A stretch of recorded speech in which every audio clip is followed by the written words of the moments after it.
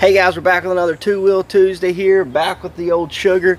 And I told you guys I was going to be doing a bike check on it, and that's exactly what we're doing today. I'm going to show you what I've put on this bike, the way it's set up. I'll tell you a little bit of how it was when I got it, and we'll go over the whole rig of this old Gary Fisher here. But before we start, I just want to say welcome back to the Hobby Bug Outdoors. If you're new to the channel, I appreciate you clicking on the video. If you're a subscriber of ours, I appreciate you as well. Alright, let's get into it. But before we start, I'm going to go ahead and get you guys off of the tripod. That way we can get up close and personal with the old bike here. And I'll be able to tell you some more details about it and show you up close. Alright guys, I am a 90s kid. I started riding bikes back in the late 90s. I was born in 95. My dad started riding probably around the time I was born, actually, in the mid 90s with his buddies. And that's where I get all my inspiration from. That's who I rode with when I was a kid, and that's kind of how I built my bike. So you will see kind of a 90s, early 2000s theme on this bike. But let's get started here. We'll start up here at the handlebars. First thing you can see, I've got these Raceface grips here, and as you can tell, I went with a red theme. This bike is blue, so I got kind of a blue and red theme going on here. These are Raceface half Nelson grips here.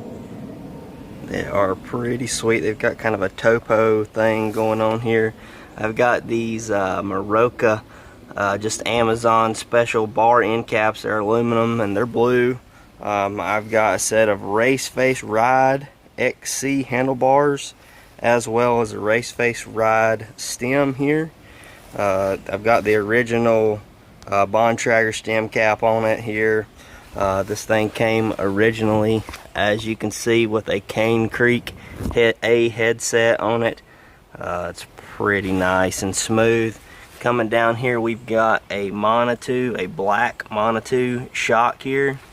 It has been great for me. It's got compression adjustment on it. We got some travel adjustment down here between 80 and 100 millimeters.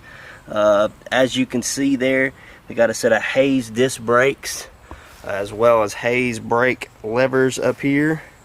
All the brakes do have this stainless braided cables here wrapped in kind of a plastic clear casing. Coming down here, we've got these Panaracer Fire XCs. Now these are awesome.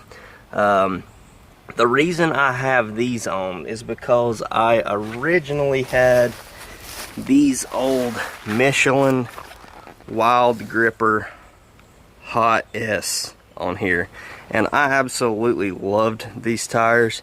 I can remember seeing them in the bike shops, and I wish I would have bought some back then, because these got a little dry rotted and they're still got good tread on them, but I didn't want to just ruin them or anything. So they do hang up on the wall in my building. But those were my favorite tires, and Dad ran these Panaracers, so whenever I was going to get some new tires, Panaracer actually does still make these Fire XCs with the red lines on the side of them. So I ended up going with those instead. I wanted to keep the red on the tires because I think that is so awesome. When I was a kid riding this bike around the campgrounds, those red tires really got a lot of looks. A lot of people coming up asking where I got my tires and everything.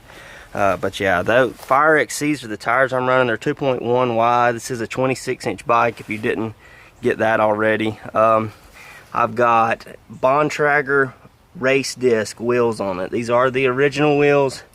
Bontrager race disc. They're really nice wheels. Moving back here, if you didn't see the last video, I have this ZTZ air shock on it. My original Cane Creek 8012 went out, and I had to put that one on there. It did come with a Wilderness Trail laser seat here. That's pretty nice seat. It's really comfortable. This red transit bag here actually came on my wife's bike. We bought it years ago, back before Marketplace was a thing. We were on Craigslist and found another sugar, and that's become my wife's bike now. And it had that transit bag on it, and it was red, so I figured it would go with my bike even better, because she has kind of a teal theme on hers.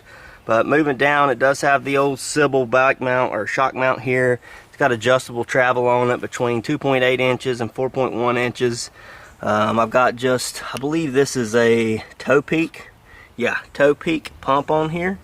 I know a lot of people probably don't run these anymore because a lot of people run just the tubeless setups, but there you go. Old bike here, still got pump mounted on it. It does have bond tracker cranks. These are the original cranks, and I've got Raceface Chester pedals on here. Let's see, moving back, that's pretty much it on that. Again, Hayes brakes here in the rear. Let's see, move around here, bond tracker disc, Panaracer Fire XCs on the rear as well. I still have the bond tracker 3x9 gear setup here. It does have an XT rear derailleur.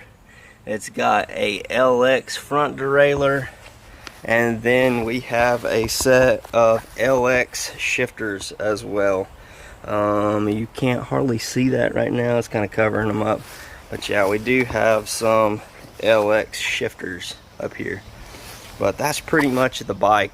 It's a large frame bike, and I just love it. I got this bike back in about 2007. I was about 12 or 13 years old, and it's been my main mountain bike ever since. I just absolutely love this bike, and it's pretty cool.